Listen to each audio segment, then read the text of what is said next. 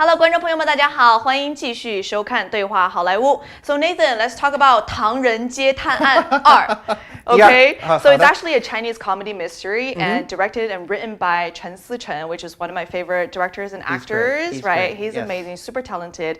It actually recently I just got the message saying that it was grossed over $542 million worldwide, making it the third highest grossing film in China. It's crazy. That's insane. I know. I'm so proud of that movie. How do you feel being a part of this movie? It makes me very, very proud. In fact, last month I had a chance to go back to China. Yeah. And it just and turns attend the out, premiere. Yeah. And well, it wasn't the premiere. It was congratulations Right. from Chen Ziteng to the cast and crew. Right. So you can imagine, as a post-production person, meaning that I write music, and it's after the movie, so I never really get to see the actors and actresses and the people who are in front of the camera. Right. I had a chance to interact with them at this dinner party, and it was so much fun because, Wang Baochang came over and hugged, and he said, "Oh man, the music's so good," and I never had a chance to really get reactions from this. And I have to make sure that I set the record straight that I did have a co-composer who was wonderful, and we kind of collaborated and made this work, and I'm very, very proud of his work and my collaboration with him. Right. So it wasn't just a one-man show, but it was still something that I'm very, very proud of, and being part of, as you said, the third biggest grossing movie in China. China. Yeah, that's great. That's great. And I just want to kind of take it back and go back to what you said earlier. Composers, as a composer, you never really get the recognition or the credit, right? Like you don't really show up in front of the camera. No one really recognizes you. They see you on the credit list, of course. Only the people in the industry know about you. Like everyone in the industry know about you. But I mean, like as audiences, they don't really know like who's behind all this amazing music. Like, how do you balance that? Oh, there's no balancing act there at all. Yeah. I like it the way it is. Yeah. I like it the way it is. I mean, there's a reason why actors and actresses are in front of the camera, and there's a reason why people like me are in back of the camera. I think you could be better than Wang Baochang. Well, but you know what? It was just so much fun there. And I do actually like being in back because, in a way, hopefully it's my music that is being heard. It's not my face being seen. And that my music speaks for itself. Right. And every time I go and hear my music, it does kind of give me a sense of pride, like, whoa, this does sound good. Yeah. And especially listening back to things like Kung Fu Yuja or Kung Fu Yoga. For Jackie. Things like that, I'm one who kind of compartmentalizes. Right. Once I finish a project, I tend to kind of put it away, and that way it allows me to move forward, and that's what I do. So when I have to go back and listen to something that I've done, I have a very fresh way of looking at it, like, oh, I did that? Oh, this is interesting. Yeah, so it's almost you kind of forgot about it, and then it's like a hidden gem. You're finding like $20 in your pocket, like I don't know, you're like, oh wow, it's pretty good. That's great. Yeah, it's the same feeling, right? Absolutely the same feeling, and I'm looking at it from a very fresh perspective because I don't remember what I wrote, and that's sort of like the fun part for me. That's almost a gift. If you always kind of live in the past or always remember the tunes that you wrote, and you can't really have fresh set of eyes for your new projects. Yes, that's true. That's pretty awesome. So how is it working with Chen Sichen? Oh, he's really, really a wonderful director. For both movies, 唐人街探案第一部 it took place obviously in Thailand. Right. And I was in China. What he wanted to do was, in fact, he invited me over on the set so that I can kind of get the feeling and the experience of what it is, what's going on. Even though I had read the script and talked to him pretty in depth about the story and what he wanted, he still wanted me to be in Bangkok while he filmed, and I was there for about 4 or 5 days watching.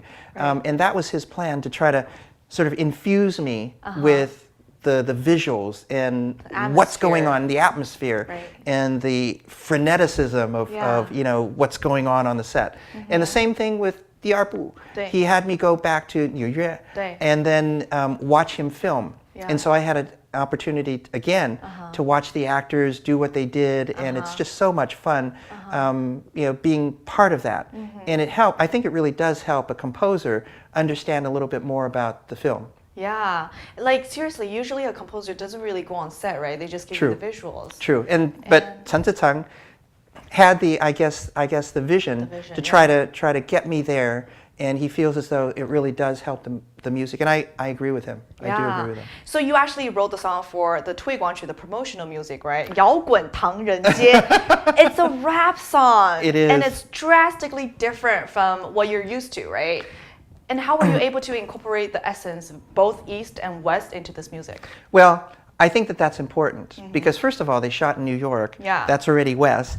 And it's a pretty Chinese West. movie, so that's East. I just went from that standpoint. It is a fusion of both East and West right there. So if I'm going to write a song that's a promotion song, I might as well make it an East and West kind of thing. Right. And I felt like, New York epitomizes, Americana.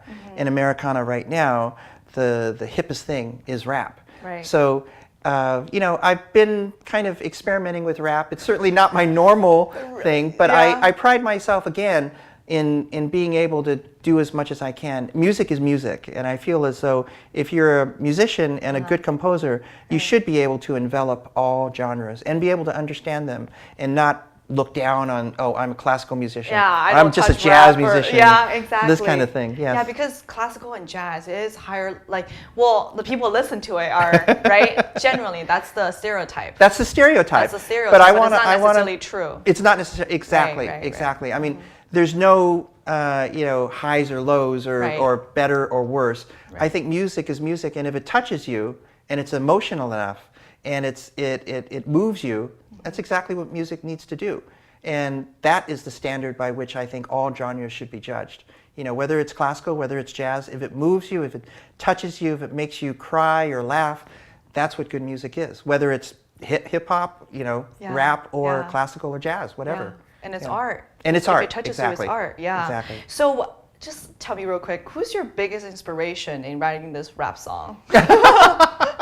I mean, we got a couple rappers over here to choose from. America is the home of rap, right? Absolutely. Yeah. Well, my son is very much into rap. And so I would have to say the greatest inspiration is my son rapping, who's 21 years old at USC studying at cinematic arts in the department.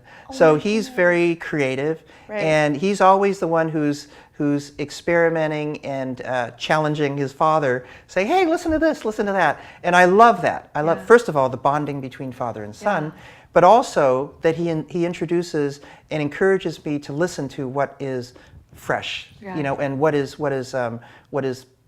the now kind of music. And I think as a composer, you really need to be able to be tapping in to what is fresh and what people are listening to. Right, the trend nowadays. Yeah, you don't want to be stuck in, back in the 1980s or even the 2000s or even the 2010s. We're in 2018. I have to listen to the kind of music that's being broadcast to be able to keep up with what people listen to. And honestly, I think that's what's so great about your music, because it's a fusion of contemporary, what's trendy, what's pop culture nowadays, and classical.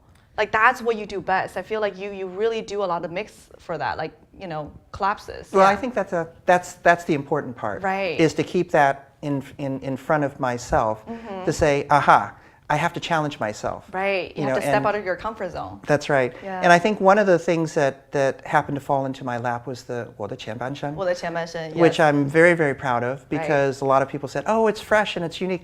Actually, I just saw it as Shanghai. Yeah. And when I think of Shanghai, I think of old Shanghai. Old Shanghai. Right. My parents, not that they were Shanghainese, but they lived and grew up in Shanghai. #1 department store in Shanghai on the Bund, Daisan Gongxi, is my mother's building. I mean, that was their store back in the 1940s and the 30s. That was my mother's side. They literally started Daisan Gongxi, which is now the #1 department store on the Bund. Oh, wow. So I do have sort of a connection with Shanghai. My parents always talked about Shanghai. And, I know a little bit about the history in terms of jazz and how much they really encouraged that part of it. Because it was super international. There was a lot of foreigners in Shanghai. And of course, they brought in jazz and all the Western music, right? Yeah. So when I got the call to do 前半生, it was a natural. Because I love playing jazz. I thought, this is going to be an opportunity to kind of do what I like to do, and break away from the mold of just the usual 流行歌曲 对 that people use in or Yes. Chinese people use in the soap popular operas, songs, the popular and songs. yes,流行歌. I don't think I needed to do that, so I just kind of brought in the jazz that I like, and it worked. You know, Right. first of all, the TV show itself was such It's a huge hit. I mean, I'm a fan Oh, myself. good. Like, I even dragged my ABC boyfriend to watch it. Like, he had to read all the subtitles, but he loved it too. Did like, he see you go gaga when Jingdong was on stage? Yeah. Ah! That was not me. I did that in my head. Just kidding. So yeah, let's talk about that, right? So because of 我的前半生, you won 2017 Chinese American TV Festival Best Music Score Award. Like, how do you feel about that? I'm very proud of that. Yeah. I'm very, very proud of it. First of all, again, I got to dig into my roots, you know, as much as I could, with my parents being from Shanghai and growing up in Shanghai. And, you know, I wanted them to be very, very proud of me in terms of that kind of thing. And so writing that kind of jazz score for the entire TV series is a moment that I take pride in. Yeah. And where did you get the feeling of the emotion for such heartfelt or touching music? Well, that's very easy because I just started watching the TV series unfold. Without the music? Without the music, yes. Is it awkward? No, well, you know what?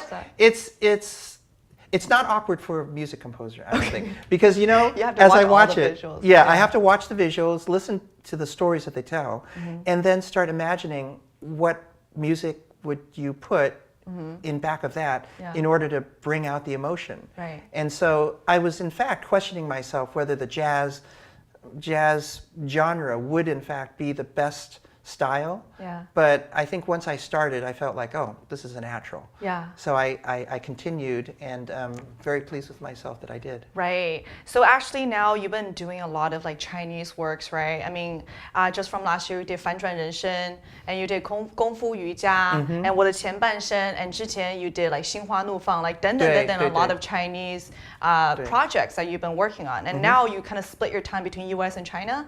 So I mean, which one do you prefer? That's a really hard question. Well, it is. But on the other hand, it isn't, because for me, I always like to live in the moment. So whatever project I have that I'm working right now on, it's always, for me, the most fun. Right. Because as I said, as a music composer, I get to jump from animation to comedy to action adventure to something drama. So the project that is in front of me is always the one that I'm focused on and concentrated on. And in terms of splitting between China and America, I kind of see them as the same in terms of the challenge before me, which is to write the best kind of music that I can for the project that I'm working on right now. Right. You know, I actually interview a lot of filmmakers, and I always ask them this one thing. How do you, because they're always trying to do co-productions, right? How do you tell the story that can appeal to both audiences, Chinese audience and American audience? And as a composer, it's pretty much the same thing. You're telling a story through your music. How do you make music that both Chinese audience and American audience will like and love? Like, how do you do that? Oh, that's a good question. Well, again, I like to kind of fuse both, East versus West, and put it together. But I don't want to do it in such an obvious way. Forceful way.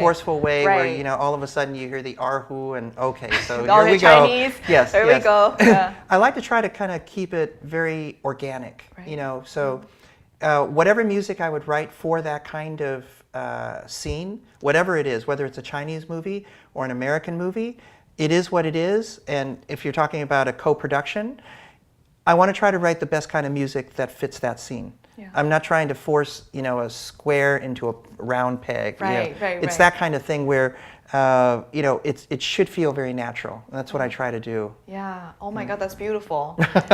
Seriously, I mean, like all the Chinese, like you can't tell that those music you made are from the same person, same composer. Well, that's good. That's good. What's great about it. In a way, I like that because it's not. It's not stereotyping me. I can write for all styles, and I think that that's important as a composer who can keep working. Right. Yeah, I think that's very, very important. Right. So with that being said, what are some of the new projects you're working on right now? I'm so excited to hear about it. Well, right now I'm helping Wang Lihong with his concert, rearranging 2 songs for him, 龙的传人, and also 简单歌。简单歌。对 OK. 对 Yeah, there's a song called Simple Song. Okay. Okay. And also, I'm writing music for his opening, which is the video opening that just starts the whole concert. Very excited about that. That's awesome. Well, thank you so much, Nathan. I think we passed our time. I want to stay here and talk to you for like 3 more days. I want to talk to you for a long time too. So much fun. I'm Thank so you. inspired. Seriously, I'm going to go back, not making music, but maybe hum to some songs, learn some lyrics or something. Thank you, 王老师，非常感谢。谢谢。好的，那么以上呢就是今天对话好莱坞的全部内容了，感谢大家的收看，我们下一期同一时间再见了，拜拜。拜拜。